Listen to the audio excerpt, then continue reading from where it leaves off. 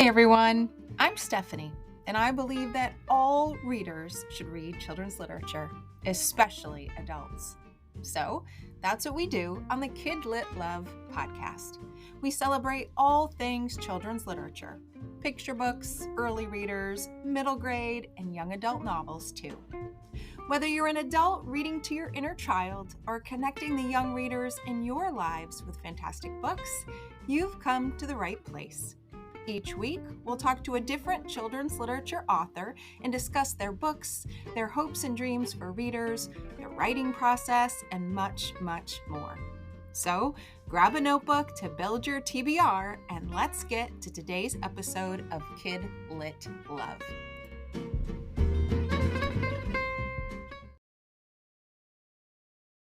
Hey everyone, welcome back to the KidLit Love podcast. I'm Stephanie, your KidLit loving host, inviting you back for another weekly conversation with a children's literature author. This week, I'm talking with Dr. Seema Yasmin. Seema is an Emmy award-winning journalist, a medical doctor, a professor, and yes, a children's book author.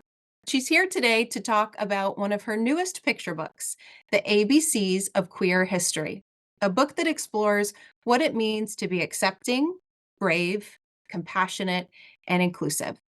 This book is beautiful in so many ways, both words and images, and I cannot wait to talk about it. So let's get right to it. Seema, welcome to the KidLit Love podcast. I'm so glad you're here today. Oh, I'm so happy to be here. Thanks for having me. Absolutely. And I glossed a bit over your backstory in the introduction, but I did drop some pretty big ideas there. Journalist, medical doctor, professor, children's book author. I would love to start there with all of the multitudes that seem to make up you and ask you, how did you get here writing books for children? In a really unexpected way. It wasn't the plan. I went to school to become a doctor, so I went to med school. And that was in England. I practiced as a physician, worked in a hospital in London. And then it's just like life happening and me following my heart. So I became interested in public health. And then I applied and moved to the US a while ago to serve as a disease detective in the US government's Epidemic Intelligence Service, which, if you've seen the movie Contagion, I had the job that Kate Winslet has in that film. That was obviously very Hollywood. I actually did a video you can see on Wired.com's YouTube channel about the differences between Hollywood's version of my job in that movie Contagion versus real life. But when I was doing that job, I was investigating epidemics around the world, and I was confronted with how much misinformation and disinformation was spreading. And actually, that was like my first foray into storytelling because I then trained as a journalist to better understand how stories are spread, how information is contagious. And being a journalist, one way or another, yes, I was reporting the news and hard facts, but kind of opened that door for me to become a storyteller. And so, as you've mentioned in the last few years, I've become an author and I've written a poetry collection, a children's book, which we'll talk about, a YA novel, a bunch of nonfiction books, a short story collection. And yeah, that's kind of how it happened. Wow. So multi-passionate interests led you to here. Basically, yeah, it's kind of hard to sum it up, right? Because life often is not a straight line, and I really enjoy that about it. And Yeah. I bring that diversity of experience of living in different countries, of having had really different jobs. Like I worked for CNN and NBC as a reporter, I was a hospital doctor, I was a disease detective. I bring all of that to my storytelling and to my books. Yeah. Yeah. And I can see the way that you told the story in the order that you told it, the thread that seems to bind them all together is story, whether it is a written news article story or a fiction story or a story of health and, public health and what happens. It seems like the thread that binds the things that make you who you are, that does seem to be story at the center.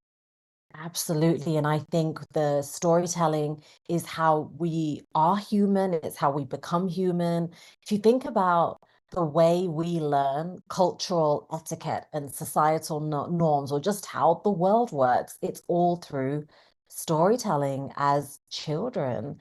And I think, especially in a world that now can feel so divided and so polarized, there's even all this evidence now that reading stories builds empathy. And there's nothing like a story to put you in the shoes of another person and to really make you think, oh, wow, the world looks like that for them. It's so different to my experience of the world. Yes. And that's why when I talk about book bans and my books getting banned, I refer to book bans as empathy bans, because really that's what they're doing. They're banning us developing empathy for other people, humanizing people, and putting ourselves in other people's shoes. So I think stories are our way out of that divisiveness, and it's how we can be connected and build a better world. Mm. Such a gift that books can do for us. I have said in the podcast before, one of my favorite quotes, not generally in terms of books, but one of my favorite quotes in general about personal development and just becoming a good human is from Jim Rohn, which is, "You are the average of the 5 people you spend the most time with." And I love looking at that in terms of books. What if we were the average of the last 5 books we spent the most time with? What would that say? What would we learn? What would we think about the world? But what would happen if we altered some of the books that we were reading? Because we can build that empathy without ever leaving our favorite comfy chair. And that can change everything for a lot of people. So I love that you just started off front and center with that because it's just so important. Yeah. And I love that idea of it's not just the people, but it's the literature that you are absorbing and surrounded by. I might start asking people to describe themselves in that way. The last 5 books you read, and what does that say about you? And not in like a bad, judgmental way. Right. So I think it's really fun to read strange things and kind of like get out of your echo chamber and maybe read things that you think you might not like, or read things that you already know you're going to disagree with. I think that's a really healthy way to move through the world. Yeah. When I worked primarily with kids, I used to have them stack up the books that they finished reading. And we would say, if your book stack right now could talk, what would it say about you? Based on the books they read. And it always brought up such really great conversations of how the books we read matter. And we want to read books that we want to read, but also books that, as you said, can teach us something, can broaden our perspective and just make us think differently about the world and how we want to be in it as well, which I think is so important. Mine right now would say that I have a bit of a short attention span because I've been reading lots of plays and short story collections. And I found that a lot of people, if they're not in theatre, if they're not a playwright, they probably haven't read a play since they were in school. And I've noticed myself saying to people like, "Oh, I just read this play. I love it. I love it." And then when they look a bit confused or like not interested, I say, "No, you should read plays. They're so short." It can take like only 40, 45 minutes to read through a whole play. And it's so satisfying to have finished a thing in one sitting. It is, and I am one of those people that I don't think since college or high school have read a play, so you've just given me a new reading goal. Okay, To well, I'm gonna recommend a few for you to read then. Oh, wonderful. Okay. I will take all of those. I'll have you send them to me. So, thinking about what we just talked about, the power of books, the power of books to help us build empathy, to think about the world differently, to think about how we want to be in the world. Your picture book is so important for so many reasons. And I wanted to read a little snippet of the publisher's release about your picture book because I think whoever wrote it did such a beautiful job of capturing the spirit of it. And for listeners who don't know your book yet, The ABCs of Queer History, I think this is a really nice introduction. Is it okay with you if I read a part of that release? Oh, absolutely. Please do. Okay, this was my favorite paragraph in it. This beautiful picture book, brimming with P for pride, introduces a different kind of ABCs, not just words like apple, ball, or cat, but rather what it means to be diverse, to be equitable, and to be inclusive. That no one counts unless we all count, and how we must open our eyes and ears, minds and hearts to hear everyone's story and understand and celebrate their experience.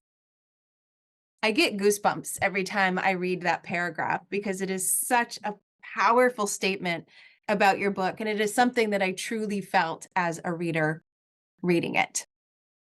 And in a world in which recently it can feel like diversity and DEI have become buzzwords and really tokenistic, it's easy to forget the true, real human power of representation and seeing yourself or your family or your community in books. And I know we live in the world of literature. And so we might sound biased, but it's really no hyperbole to say that books can be life-saving. And, I know people, especially queer people, who talk about their childhood, and especially they've told me about their teenagers, in which it was so hard that they thought it might be easier to not be around.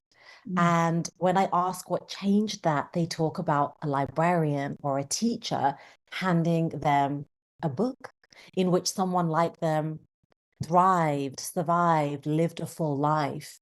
And yeah, that really does speak to the power of books. Yeah. Oh, that goes right to my heart. You're right. We are preaching to the choir, but we all know how true that is and could probably identify a teacher, a librarian, a book that has had such an impact on each of us as well. Why did you decide to write this particular book, and especially in this particular format, an alphabet book? This is part of a really gorgeous series that Workman Books and Hachette is publishing. So the first one in the series is called The ABCs of Black History. It's by an incredible poet called Rio Cortez. Love that book. It was actually banned in some parts of Florida. And then the ABCs of Queer History is the second in the series. Then I think the next one is going to be the ABCs of Women's History. And I believe there's the ABCs of Indigenous History in the works as well. So the opportunity was presented as an ABC book. This is not only my first ABC book, but it's also my first children's picture book. And as a poet, I love the constraint that's offered. There's so many ways to tell the story of queer history, so many ways to describe all the contributions made to society by queer icons. But when it's offered to you as being told through the alphabet, that opens up lots of constraints and lots of opportunities. But that's really how it came about. Mm. I think the format, outside of it being just the beauty of a picture book experience, to not just soak in the words, but to soak in the beautiful illustrations, which we can talk about as well. But it just makes it so accessible.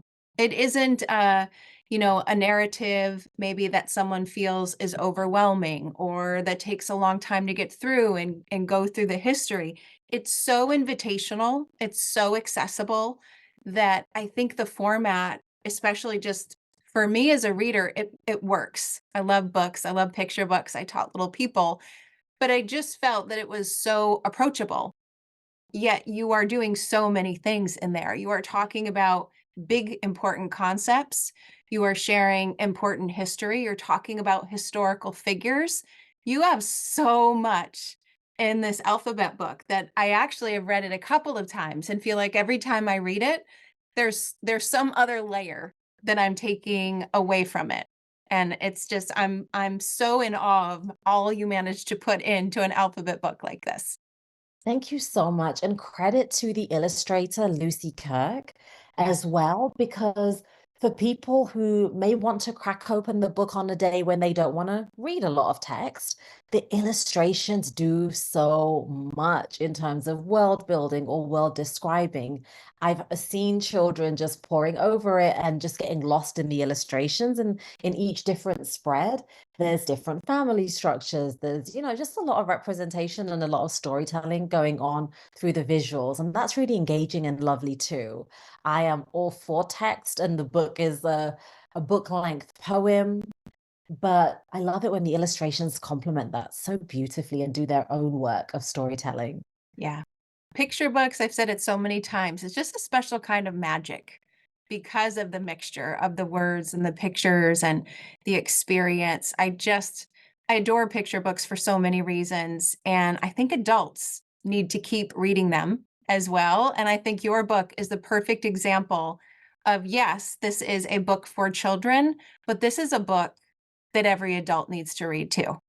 Oh, I am evangelical about adults reading picture books, middle Yes. grade books, and YA.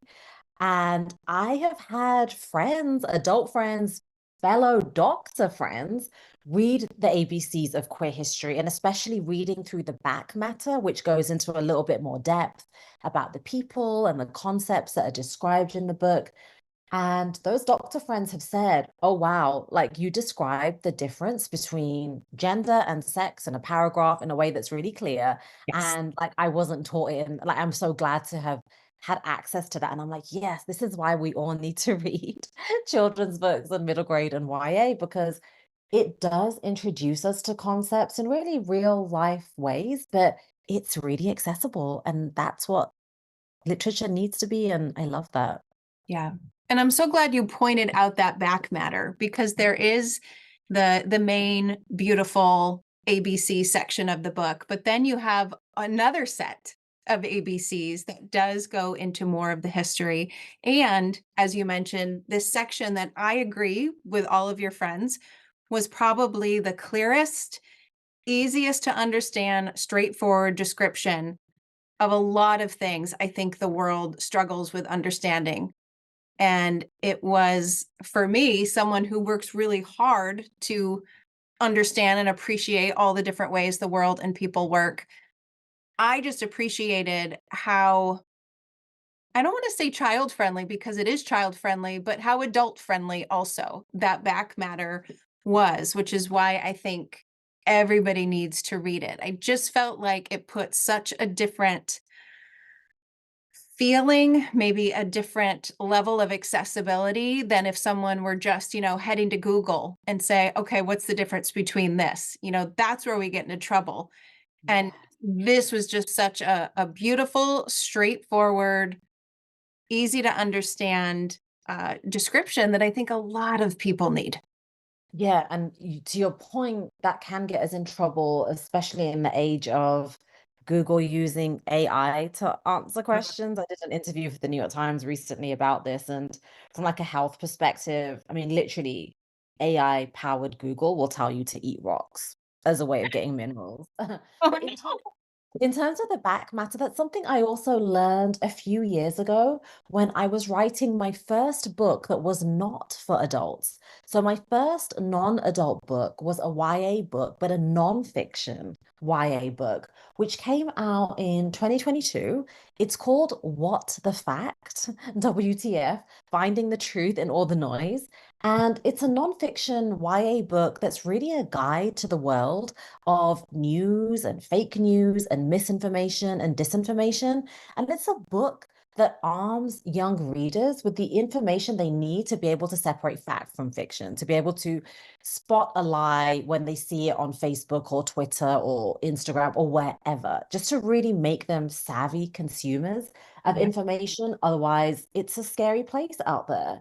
it is. And when I was writing that book, I was, talking to and listening to a lot of educators, librarians, and teachers who were kind of saying that they wanted desperately to engage their students in these topics of social media and algorithms and Mhm. mental health and how to separate disinformation from actual factual information.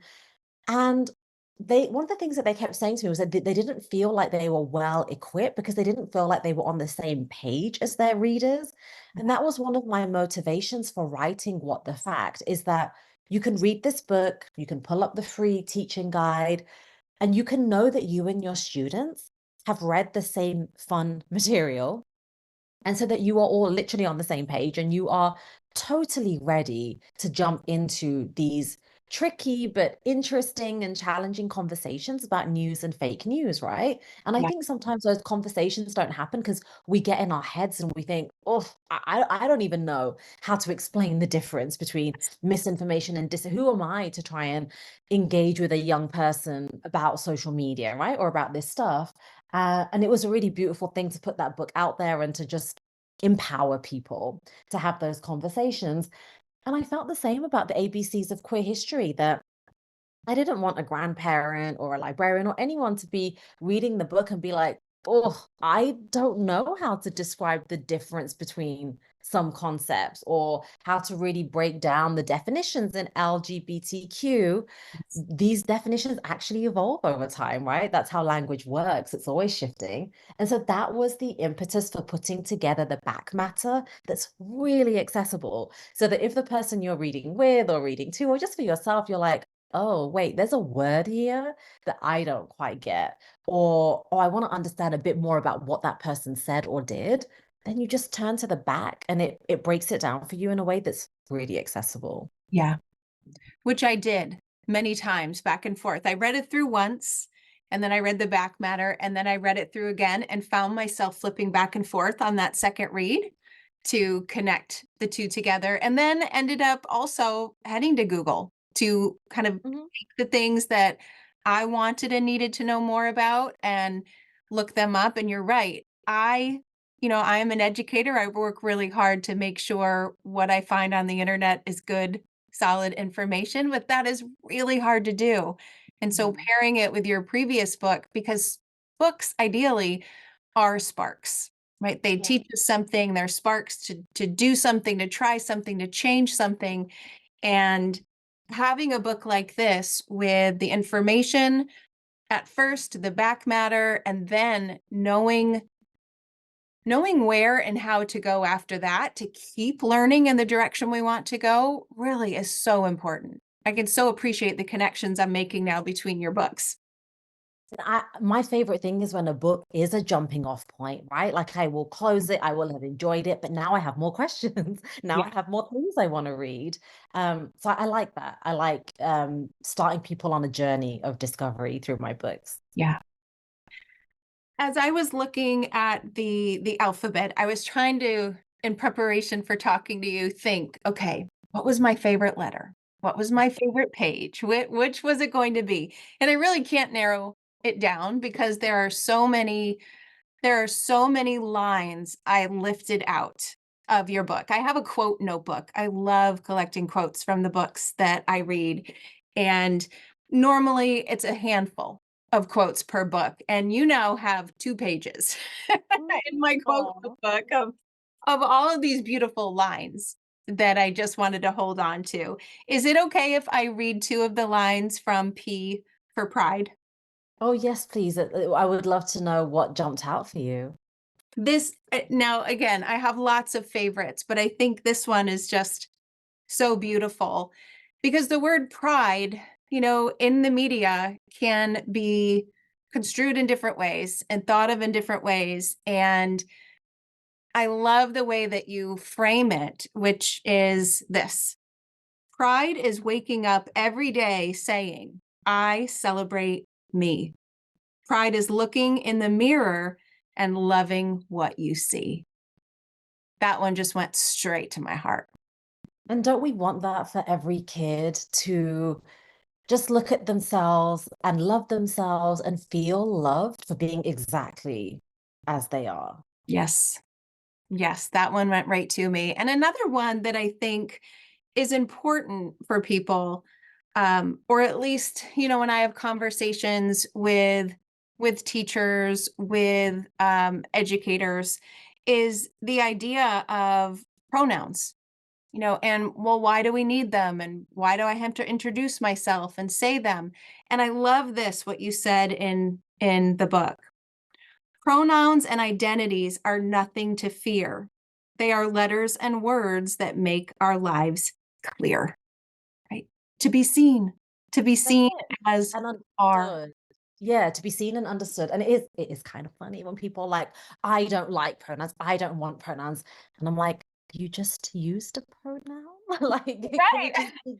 can we just be clear? If you don't like it, maybe you should articulate actually what you don't like, which might be queer people or genderqueer people or people choosing the right to self-determine how they Yeah. identify, and then if that concept is scary to you, let's talk about why you feel alienated by that or threatened by that. And then we can talk about the history of how gender's been constructed as a way of policing people and getting people to obey certain cultural norms that, shove people into binary boxes. And Mhm. it's so beautiful that we've always been playing around with these constructs like gender. And it's so beautiful that we've always been using language and evolving language to describe ourselves. And it's actually, one of the reasons I start the book with A is for abundant and Yeah. A is for always is because going back to what you just said about things being manipulated or misconstrued in the media, there's this idea that, that we've seen this word being policed, the idea of being woke. There's this idea that like there's this woke stuff now and this stuff is new. And actually, none of these concepts are new. Whether it's playing around with ideas of gender, whether it's being so open and free and fluid in who you love, it's those things have been around since humans have been around. It's forever. So this idea that like trans stuff is new or like people wanting to use they, them pronouns is new, it's really not. And it was so fun in the book to smash apart those misconceptions by telling stories that were hundreds of years old about people that were born centuries ago who were doing exactly that, playing around with gender, being really queer, playing around with pronouns to make the point that yeah, let's learn about these people that have been often erased from the history books and they were so badass. But yeah, let's smash apart this idea that it's just the hip kids that are doing it now and this stuff is new. We've Yes. been doing this for as long as humans have been around. Yes. I am so glad you brought that up because I think that's part of why I read it so many times as well. I thought, wait a minute. Number one, I didn't know this. And number two, this isn't recent, right? This is from long ago. And this is just how the world works. And it's only now we're making, you know, uh a fuss about it, if you will, in a bad way for those that think it's new. I so loved that that was so woven throughout the book. Yeah, and I've had friends, kids, like teenage kids, testify in state legislatures about wanting to be able to use different pronouns at school. And I want these kids to know that, yes, you're fighting the good fight, but you're not the first to be fighting it, and you're not the first to be fighting for these kinds of rights. Like humans have always existed in this way. And in fact, some of the shifts that we consider to be like so normal now, they are more recent. Pink used to be the boys' color and blue used to be a girl's color. That changed not that long ago, but we kind of have this cultural amnesia sometimes. And then we just use these ideas and concepts to police people to behave in ways that we think they should behave in instead of saying, this is cool, and it's the world is so much more colorful and beautiful and safe when we allow people to identify how they want to identify. And that's the beautiful message I think readers will take away from your book. Of lots of messages, but I know when I closed that last page, whether it was the first time, the second time, the third time, I felt, and I imagine other readers will feel too, just this sense of contentment. Like, okay, we all are beautiful and wonderful, and we have been beautiful and wonderful for a really long time. And this book is just such a reminder that every single one of us, no matter how we feel on the inside, how we identify, how we choose to share on the outside, it's all good. It's all good. It's all beautiful. It should all be celebrated. And I can't quite capture the one feeling that would be other than just this feeling of contentment inside after finishing that last page. Yeah, and that's how I want kids to feel, especially in a world where sadly, week upon week we hear about kids unaliving themselves or being bullied, harassed in the worst ways just because of how they look, how they identify, who they love. And I hope this book, especially when it's introduced to like young readers, does away with this idea that we're supposed to conform to Mhm. these really boring constructs and concepts. But I hope for adults too, it demystifies some of what might feel confusing and it humanizes people that some are doing a lot of work to try and dehumanize and other. That's a beautiful hope. And I think your book is definitely going to do a lot of those things and more for people who read it, both children and, as I said, especially I'd almost say for some adults. Thank you. Thank you for writing it, for sharing it. It really is a beautiful book in so many ways. Oh, thank you so much. It was such a joy and a pleasure to write it. And it's been so fun doing events and book signings and readings and engaging with kids, which is always really fun, but then also adults. And I've done signings where an adult will buy a stack, like 5 books, and want me to sign like one to a niece and one to a nephew and one to a Yeah. friend who's just about to have a kid. And then they'll whisper at the end that the 5th copy should be signed to them because this is the book they wanted as a Yes. kid. And I'm like, yes, that's why I wrote it. I'm Yes. writing all the books that I wish I had had as a kid. Yes. And we said earlier in the episode, that one librarian, that one teacher, that one author, that one book can change everything. And I can't even imagine how many readers are going to feel that way about your book. So many. I'm I'm so excited by that. I've heard from librarians who say they can't keep the book on the shelf. I've heard from parents who say their kid insists on sleeping all next to the book so they can wake up with it. And I'm so tickled by that and so happy that these pictures and these words are out there in the world and hopefully just making a lot of kids feel loved and accepted and bold in being who they truly are. Oh, what a beautiful message. Loved and accepted and bold for being truly who they are. That's beautiful. Now, you write more. So I would love for you to give us a little sneak peek. Is there anything else coming that we can look forward to? Yes, so just a month or so after the ABCs of Queer History came out in the spring of 2024, I had my first YA novel come out, which is really exciting. It's called Unbecoming, and it's a novel set in a near future Dallas, Texas, which is where I used to live. It's a dual perspective novel told from the eyes of 2 best friends, Layla and Noor, and you'll see both of them on the cover, which is such a gorgeous cover. And I started writing this novel in 2019, and it just came out now in 2024.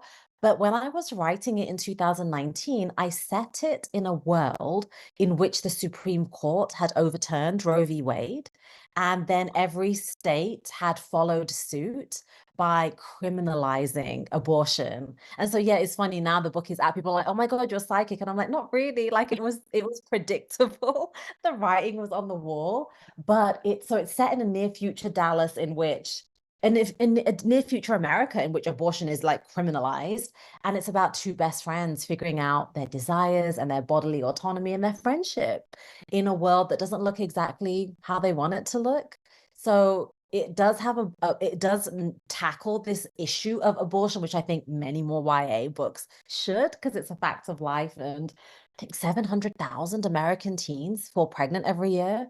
So it's not a small number, but really it's a novel about friendship and family and faith and how we can get so caught up in imagining what people assume of us and how they have misperceptions about us that actually we can be the ones that have misperceptions about other people.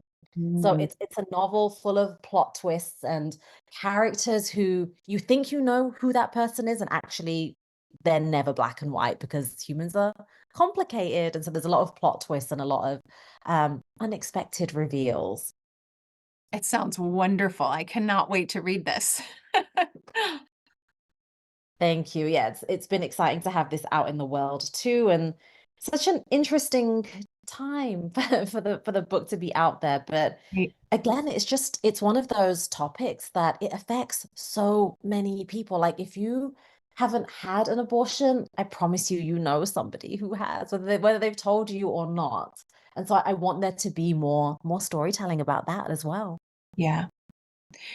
That goes back to what we were saying, right? People are so many things, and there's so many things on the outside, and there's so many things on the inside, and we may not know those things, but books can help us think through them, feel safe by them, reckon with them, grapple with them, be soothed by them.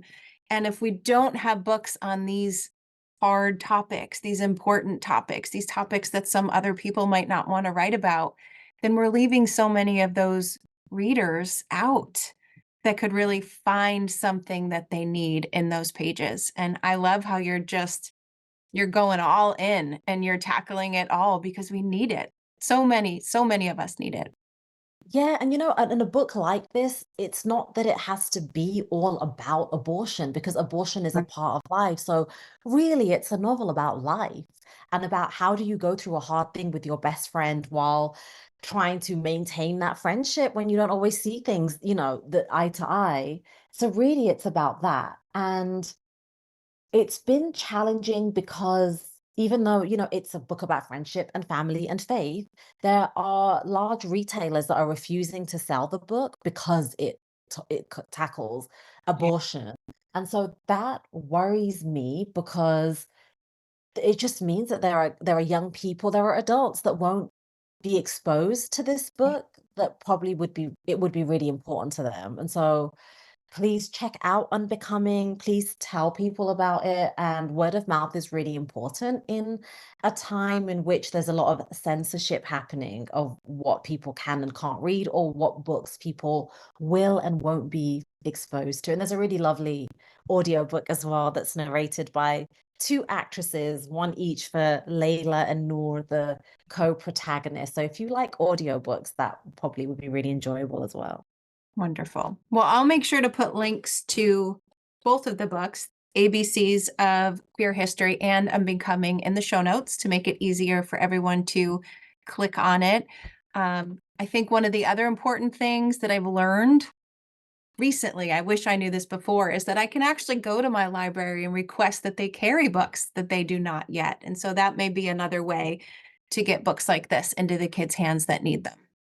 No, sometimes, people who are fans will email or message me on social media to say, I'm so sorry, I wasn't able to buy your book, but I did order it at the library. And I'm like, no, don't be sorry. That's amazing. Yeah. I understand that we don't always have the capacity to buy all the books we want, but it's really an incredible civic duty you are fulfilling when you request these books at your library. So thank you to everyone who has a library card. Thank you, of course, to the librarians. And thanks to everyone who requests these books in their libraries. Of course, there are some states you are in which these books end up on ban lists that mean they can't be in the library. Texas is one of those. But I will tell you, there are some amazing librarians who are being very subversive and working around those bans. And then there are bookstores like Second Star to the Right in Denver, Colorado, which has a program that sends banned books to those states. So shout out to all of the people who are making literature accessible, especially to young readers. I did not know about that. They're overcoming the empathy ban. I will get on that bandwagon and support that. I did not realize that. That's wonderful. And that's just one of the ones that comes to mind 'cause I did an event Right. there and I just happened to see they had a shelf of books they were sending to Texas, and I was like, "What does that mean you're sending these books to Um, Texas?" But I think there are other indie bookstores and other groups out there also working around these book/empathy bans. So please check out whatever's happening in your area, to support access to important books and see how you can support them. yes. Yes. And where can listeners find you online if they want to know about you, your books, this important work? I'm way too much on Instagram, especially for a person who's written a book about social media, and how challenging it can be. But my Instagram is Dr. Seema Yasmin. And then all my books are listed on my website, which is very easy to find. It's just seemayasmin.com. Okay. I will be sure to include links to both your website and your Instagram page. And again, along with the books that we've mentioned today so that readers can find them. Thank you so much, Seema, for coming and chatting with me today. I loved the book. I am going to share it widely. I teach children's literature, and so rest assured that I will be passing along this title to all of the teachers I work with because I think it is so important. And I'm happy to be a part of you putting it into the world. Thank you so much for all the support and just the loving on Kids Lit and us authors who write it. Yeah. Uh, it's my favorite thing to do. So thank you. And listeners, thank you for listening to another episode of the KidLit Love podcast.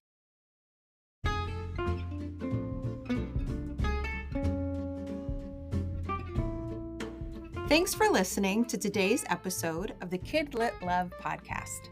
You'll find links to all the books, resources, and ideas mentioned in the show notes at alitlife.com. And if you want more, you might like to listen to my other podcast called Get Literate. It's a podcast that explores all things books and reading, notebooks and writing, and everything in between to build a life you love. One more thing. If you love what you listened to today, please take a moment to rate and review the podcast or take a screenshot of the episode and text it to a bookish friend. This helps the podcast grow and builds our bookish community of KidLit Love. Thanks for listening.